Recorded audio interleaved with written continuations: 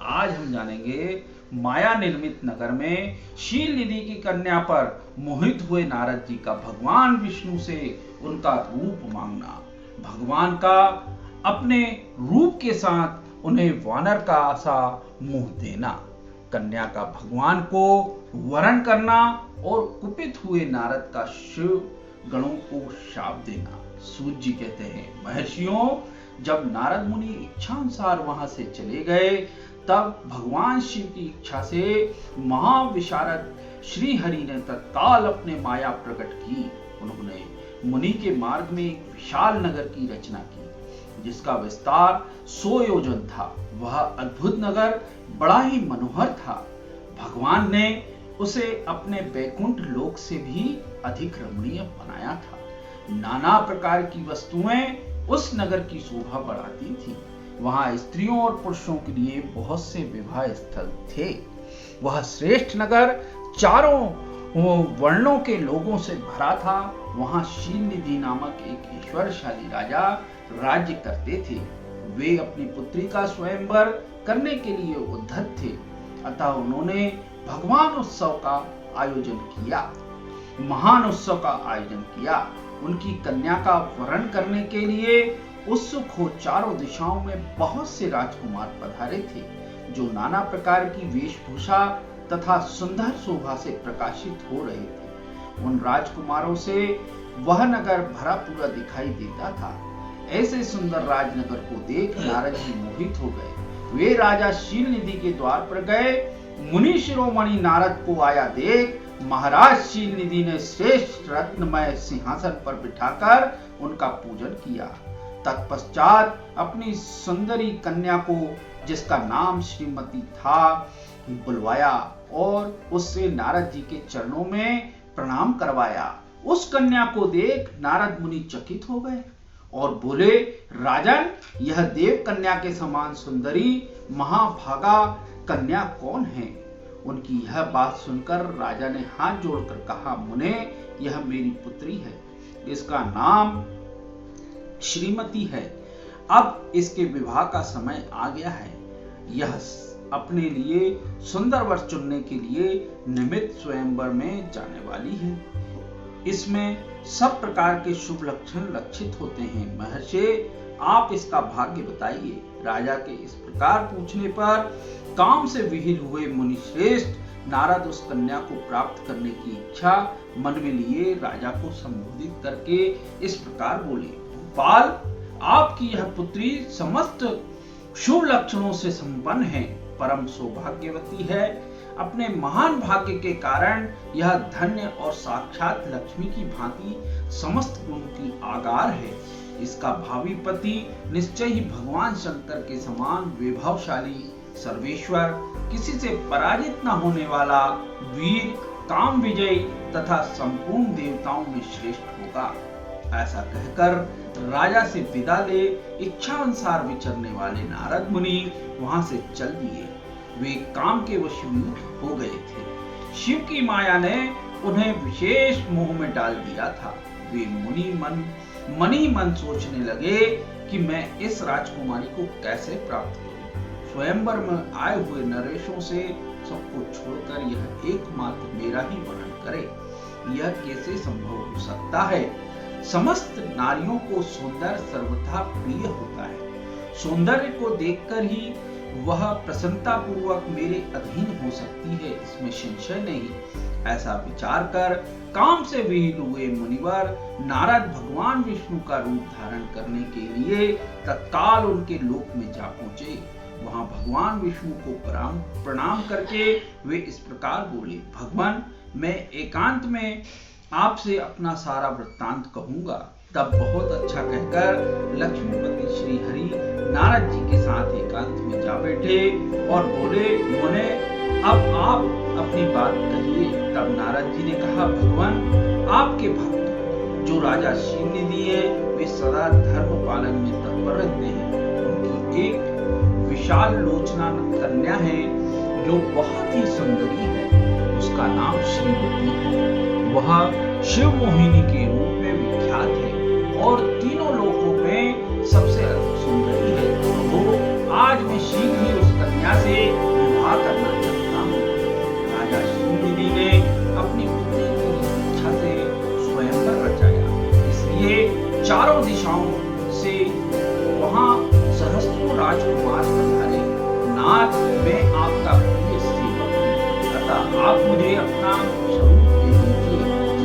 राजकुमारी श्रीमती निश्चय ही मुझे वर देगी। सूत जी कहते हैं, महर्षियों, नारद मुनि की एक ही बात सुनकर भगवान मधुसूदन हंस पड़े और भगवान शंकर के प्रभाव का अनुभव करके उन दयालु प्रभु ने उन्हें इस प्रकार उत्तर दिया।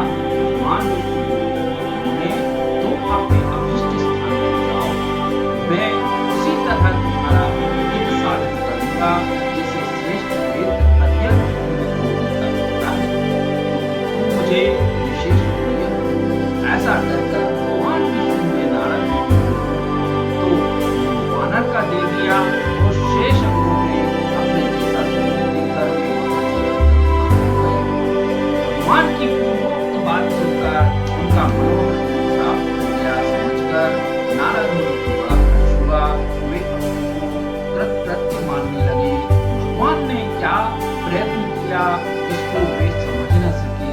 तदंतर मुनि श्रेष्ठ नारद जी पहुंचे जहां राजा शीलनिधि ने राजकुमारों से भरी हुई स्वयंवर सभा का आयोजन किया था।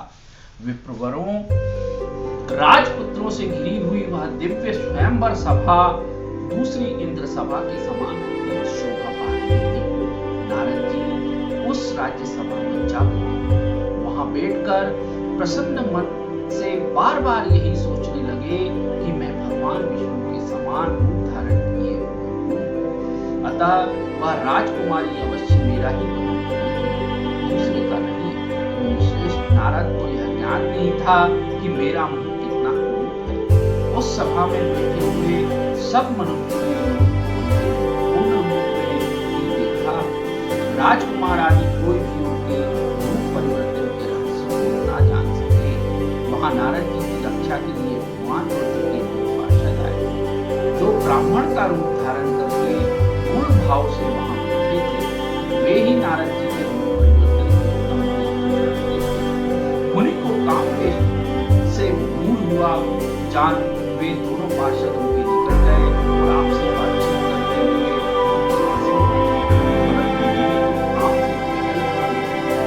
अतः उन्होंने उनकी यथार्थ बात भी पूछी। हो श्रीमती को प्राप्त करने की इच्छा से उनके आगमन की इच्छा करी। इस बीच वह सुंदरी राजकन्या स्थूल सुंदरी अंतपुर से वहां आई। उसने अपने हाथ में सोने की एक सुंदर माला ली। सुलक्षणा राजकुमारी स्वयंवर के मध्य भाग में लक्ष्मी के समान बनी अपूर्व शोभा पा रही थी। व्रत का पालन करने वाले वह धूप कन्या माला हाथ में लेकर अपने मन के अनुरूप का अन्वेषण करती हुई सारी सभा में भ्रमण करती थी। नारद मुनि का भगवान विष्णु के समान शरीर और वानर जैसा मुंह देखकर वह कुपित हो गई और उनकी ओर से दृष्टि हटाकर प्रसन्न मन से दूसरी ओर चली गई। स्वयंवर सभा में अपने मनोवांछित वर को न देखकर वह भयभीत हो गई। राजकुमारी उस सभा के भीतर चुपचाप खड़ी रह गई। उसने किसी के गले में जयमाला नहीं डाली। इतने में ही राजा के समान वेशभूषा धारण किए भगवान विष्णु आ पहुंचे। किन्हीं दूसरे लोगों ने उनको वहां नहीं देखा।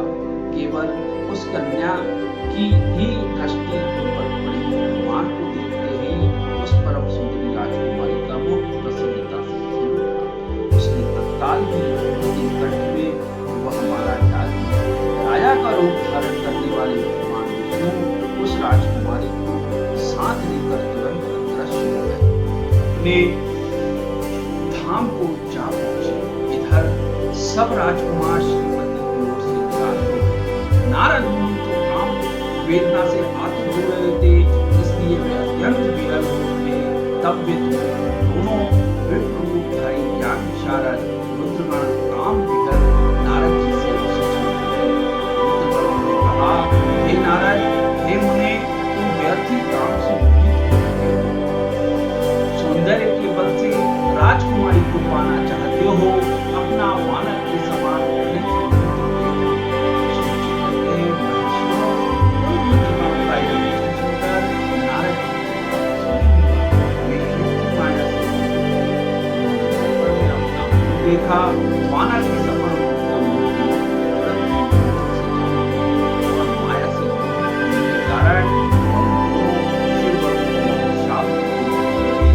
गए, तुम दोनों ने मिलकर ब्राह्मण का उपहास किया।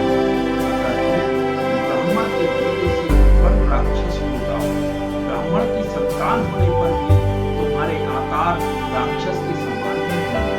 इस प्रकार अपने लिए शाप सुनकर वे दोनों ज्ञानी शिवगण मुनि को मोहित जानकर कुछ नहीं बोले।